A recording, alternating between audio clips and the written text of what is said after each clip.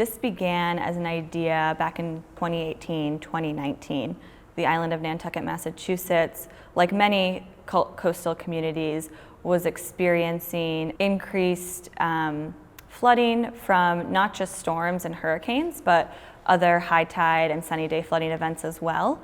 Those images, of course, as they often do, as we recently saw, made the front page of the newspaper, were circulated and stirred up definitely some fear related to the reality of rising sea levels. There was a real kind of reckoning within the community, within the town, our nonprofit organizations, our science and land organizations, of how we start to think about resilience efforts in a different way. And so at Remain Nantucket, we said, well, what will our response be? And so Envision Resilience was born out of an idea to inspire community members, amplify community conversations through really innovative, visionary ideas from student designers, student architects, student landscape architects, in a way that we hope starts to change the perspective about our future under climate impacts. We present the studies, the reports, zoning and planning documents to student teams next to the projections of sea level rise to the years 2100, and pair that with the community insight and feedback and thought about what futures might look like. All of them came with an approach that really understands the importance of respect for community values and reciprocity for land, ocean, and resources. And while we don't necessarily prescribe the approach that each team or student should take, that naturally or organically comes through. And I think that is one of the most exciting pieces of the exhibition, is the diversity and breadth of approach. You see urban systems and transportation corridors and recognizable neighborhoods like the north end of New Bedford and the south end of New Bedford. You see new concepts for how the economy and various industries might continue to be successful within the harbor of New Bedford, despite an increased number of hurricane barrier closings in coming years as a result of rising sea levels and storm surges. The interconnectedness of the challenges that we see globally, nationally, and regionally on a day-to-day basis are all reflected in the student work. And I think that's one of the most exciting things about the work showcased here today, is that for every person who comes through the exhibition and engages with the work, they can find something that resonates with them and hopefully inspires them. I'd say that as a group, I'm the most proud of the diversity of responses, because we all sort of latched on and tried to solve different things, because it's very hard to solve everything, in one project. But each of us creating and crafting different solutions for slightly different problems, I found that to be fairly rewarding. Mine was primarily about kind of creating a sense of community with kind of the industrial component of the area, because it seems like the area is so dominated by industry and factories that repelling the public away from the water and kind of making it hard for them to connect with the water. So it was about seeing if there was opportunity for those two things to overlap.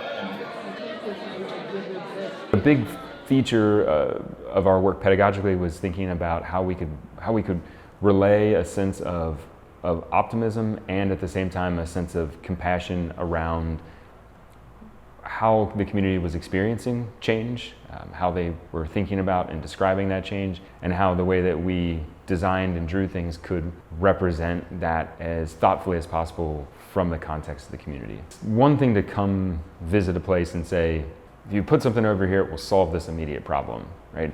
But that's not really what we were here to try to do. We really wanted to try to design infrastructure that was invested in and formed in the image of the culture in which it was serving. We would argue that infrastructure that doesn't carry multiple purposes, that doesn't allow people to interact with it, that doesn't allow people to make it part of their own lives, is doomed to fail. People won't vote for things that they can't understand, they can't see, they can't feel, they can't touch, they can't interact with. And So I personally love having a connection with history or getting to know people. So that's where me and my teammate Jeff we started working on and digging deep about what is New Bedford, who are these people, where are they coming from.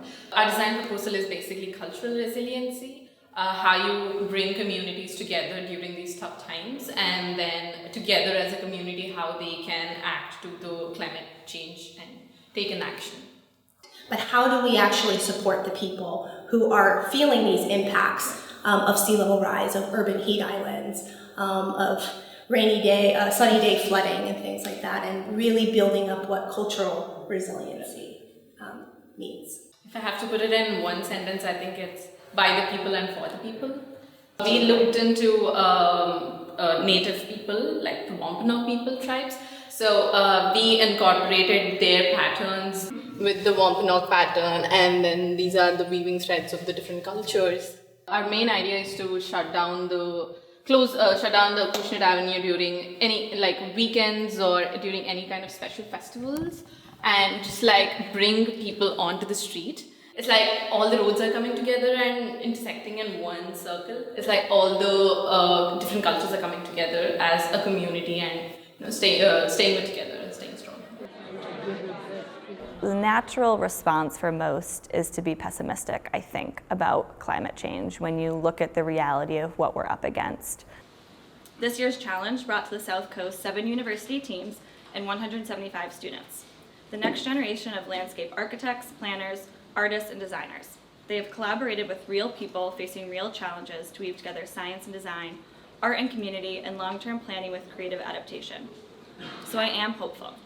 The Envision Resilience Challenge, an iterative, collaborative design process now in its 3rd year, has shown us again and again that resilient climate futures are in fact possible when they are inclusive, adaptive, and reflective of community values, culture, and history.